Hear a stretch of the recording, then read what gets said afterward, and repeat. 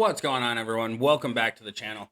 Today's video, we are shining our spotlight on Hall of Fame Torrie Wilson. I was requested during the live stream on our feud for a 6-star bronze Torrie video, and I said at the time that I was holding off on her because I want to take Anvil and Ray up to 6-star silver.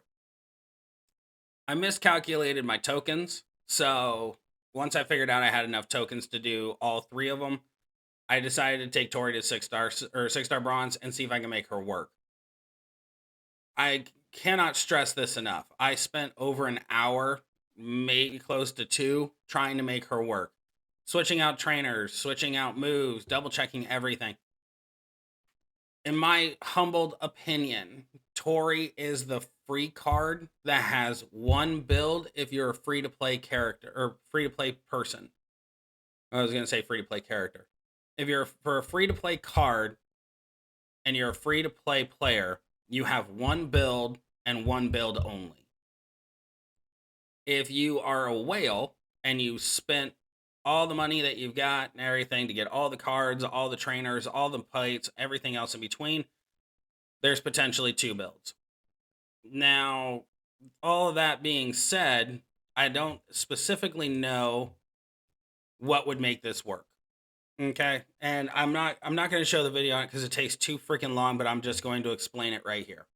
You have your handspring back elbow, right? This is going to deal 98,000 damage. You're going to choose 2 gems to make into 2-turn juggernauts that will increase your purple MP by 4. On every countdown turn, on every countdown turn, and then increase all of your gems by 75% for 2 turns at the end of the countdown.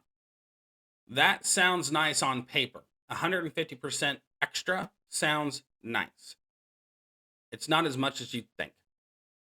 So that goes into the snap swinging neck breaker. Or not snap swing. It goes into the armbar. Sorry. That both silence moves are used in this section.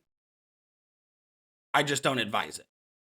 Really. I don't advise the snap swinging neck breaker. It's a 5x5 area into silence gems, which you would think by putting this over this, you're going to have 25 gems. It's going to go boo, and everything's going to be nice.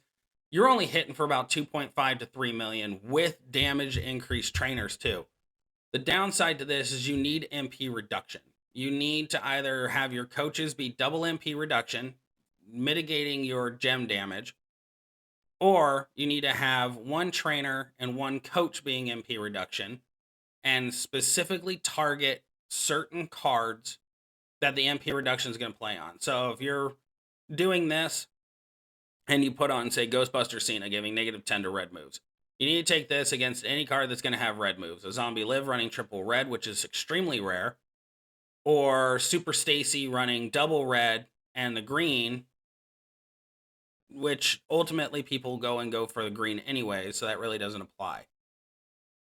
So essentially, it comes down to having the best possible plate that you could possibly have, which is the Zombie Gunther plate, which ultimately you're going to be charging up the armbar and the nose job every single time you use it. And you want to go with the red gems make purple MP plate. So you're focusing all the plates on MP, you're focusing your trainers on MP reduction, and ultimately, you're going to be limp wrist slapping for about 2.5 to 3 million damage every single time. You're going to win. It's just going to take you forever and a day. And there's no point in doing that, especially in feud. That's how you waste timers. And if you watch my feud streams, you know that wasting the timer does not do justice. So we're going to that's just what that does. And we're just going to skip over that. This is the second strongest build. Okay, it's the flowing DDT. Let's go over here. I want to show you exactly what it's going to look like.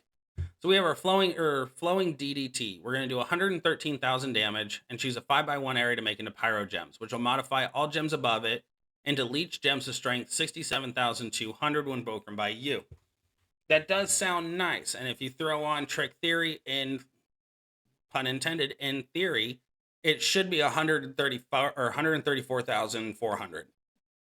It didn't register like that for me, but that portion comes with the next build. So what I did was I simply switched out all the trainers for damage. This is for tour runs.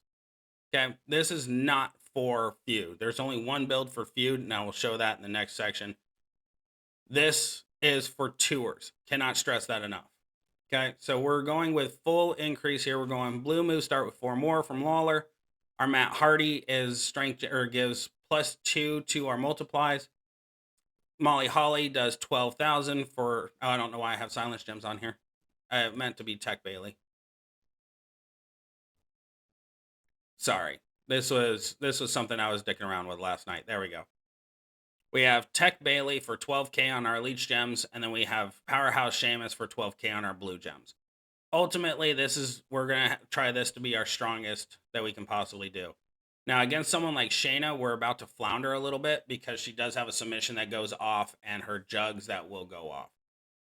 So, ultimately, we're just going to kind of hope for a big swing here and hope that she doesn't get back up. 99% of the time, though, she gets back up.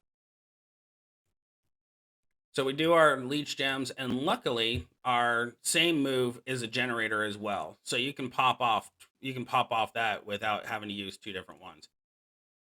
Now, what I do with the multiply is I just consolidate it into an area. There's really no reason to put it, or like you can scatter it if you want to, but for time purposes, putting it in one area is going to be nice. You have a 5x5 area to work with, just put it in that area. Hitting as many Blue Gems as possible.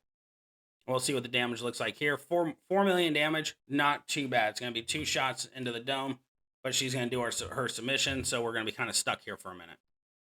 Now, the good thing about this build in particular is if you are caught in a submission like what we are now, luckily you can break some red gems, and you can do the multiply and the Blue Gems at the same time, getting a little bit of extra damage. Nothing too giant.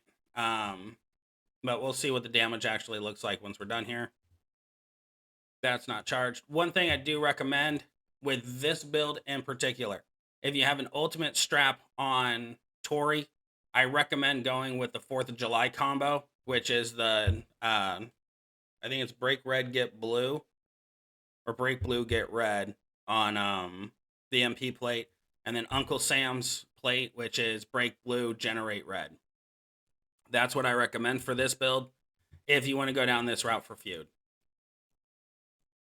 So it's not the greatest in the world, but it will do a chunk of damage, and having all those reds come back out will help out quite a bit. So right here we're looking at 2.3. We're not looking at drastic amounts. Ultimately it comes down to the Leech Gems. The Leech Gems are what's making this actually work. And that's the same equivalent for the next one. Now, the next one is the highest amount of damage that I can figure out how to do with her. I cannot stress enough how much I tried to make it the highest amount of damage possible. It does work. It is effective, but I will state this. It is rather difficult to pull off on a mass scale. So I see it being a sweeper build. I don't see it being a 6-star silver killer. I just simply don't.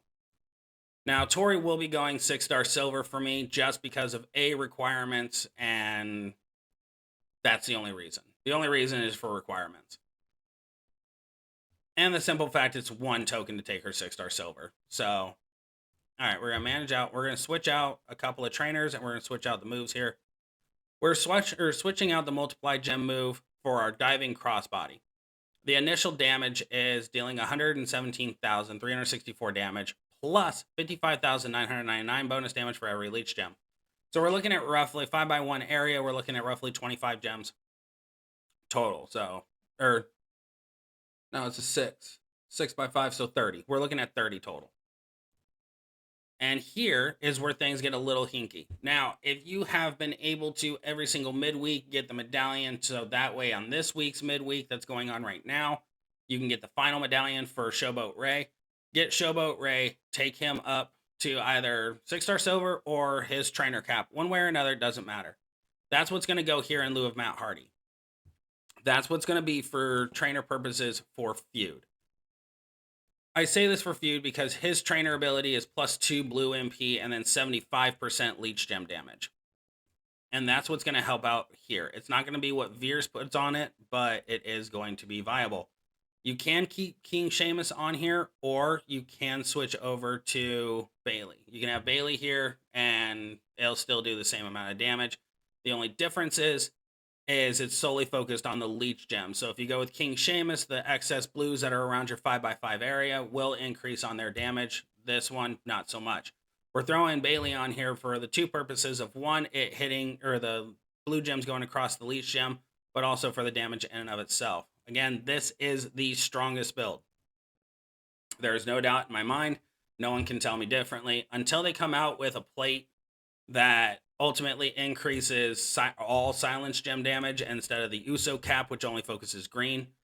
There's really not a whole reason for the submission. I mean, you could, or no, I was going to say you could do an all heart plate. I'm sure there's a submission plate that increases red gem damage, but right now, not really stylish. You can't see my health bar or the health bar and everything, but I will tell you what the damage looks like. We're sitting at 5.3 million damage. I'm sure you saw it underneath the bottom there. I know that the health bars are covered, but we all understand the reason why because I've explained it multiple times. We'll go this area right here, doing 5.3 million damage, following that up with 3.4. So we're doing rough, as close to 10 million as possible. Again, strongest build. There's no doubt in my mind, this build is the strongest. It is the fastest. It will drop basically any 6-star bronze that's in front of you. So this build right here, only build really go with. If you are a free to play player, you did get the Showboat Ray. That'll go here. If you don't have Trick Theory, switch out Trick Theory for Blue Gem, King Sheamus, maybe. As far as my knowledge goes, there's no other leech gems. We're going to look real quick. Oh, Seth. You can put Seth here. Obviously, it's going to lower it a little bit, but take Seth to a trainer cap. Should do some damage. So you'll put Lawler, Showboat Ray, or Hall of Fame Ray. Sorry, Hall of Fame Ray here. And then Striker Seth, Tech Bailey. That's the way to do it if you don't have Trick Theory, but you have the other ones. So that's the end of this video. I really wish Torrie was sitting a little bit higher on the scale. Let me look real quick. Let's see what her gear does. I'm sure her gear is going to play a giant role. Silence gems do 200% more. So if you have both gear, that'll help out significantly with the Jug submission finisher build. And really, that's all I can think of when it comes to that. Having the gears really does help her. If you don't have the gears, you're going to go with that one build that I showed at the end there. So with all that being said, I'm going to leave you the same way I leave you every time. Life can be fun. You allow it to be. We'll see you in the next video.